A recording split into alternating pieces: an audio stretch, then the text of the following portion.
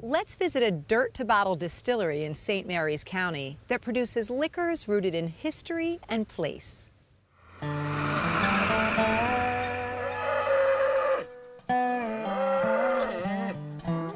A chorus of impatient moos fills the air at Newport Valley Farm in Charles County.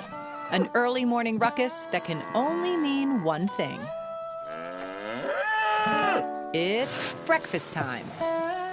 Usually when we come up on the pickup truck to come feed them, they start hooting and hollering and they come a-running. And they can eat it just as fast as we put it down. Farmer Gilbert Bowling has been feeding his cattle this particular delicacy for almost 2 years.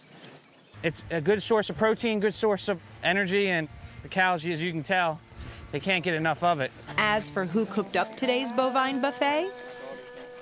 No, it wasn't one of Maryland's livestock feed mills. Rather, breakfast comes courtesy of the local whiskey distillery. When they brew their spirits, there's grain left over. What's left over, the byproduct, is really good feed for the cows. Located on a former tobacco farm about 20 miles from Gilbert's cattle operation, Tobacco Barn Distillery is the passion project of longtime friends Scott Sanders, Sean Coogan, and farm owner and head distiller Dan Dawson. My grandfather raised tobacco here when he bought the area in the 1930s.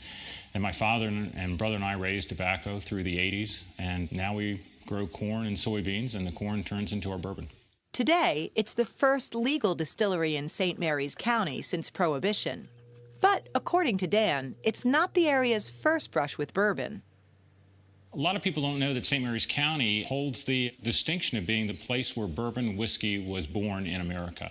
A couple, 3 generations before Kentucky existed, the work was being done here by Basil Hayden and his father and his grandfather. Whiskey drinkers might recognize him from the old granddad bottle. Basil Hayden grew up in St. Mary's County, led a migration in the late 1700s, and actually founded Bardstown in Kentucky.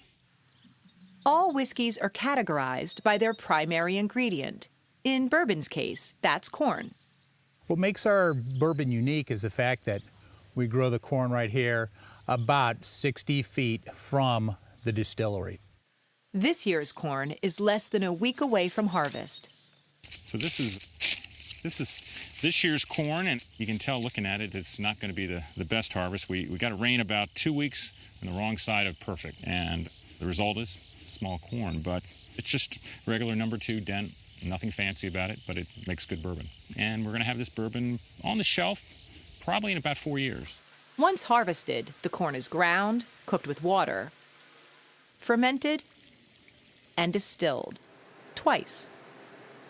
What you're really doing is taking the carbohydrate portion, the starch portion of the corn, and that's being converted first to sugar and then into alcohol, and then it's being distilled out, leaving you with a 145 proof clear spirit and something called spent grains.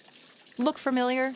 What you're left with is everything that corn is without the carbohydrate. It's about 20% protein on a dry weight basis. It has a lot of vitamin B12, and it's a shame to waste that, so we don't. Instead, they de-water it and provide it free of charge to local farms as livestock feed. As for the bourbon, after it's distilled, we put it in a barrel, and then we wait. It takes a long time to make good bourbon, and you can't really rush that.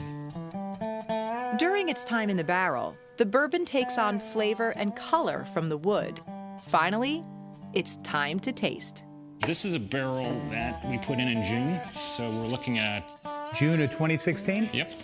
28, 29 months old? Something like that. Yeah. Let's see what we got here. Good color. It's beautiful.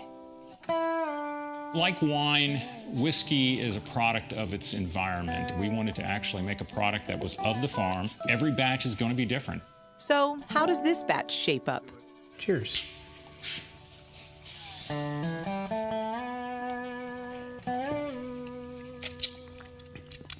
That's delicious. Let's start bottling that tomorrow morning.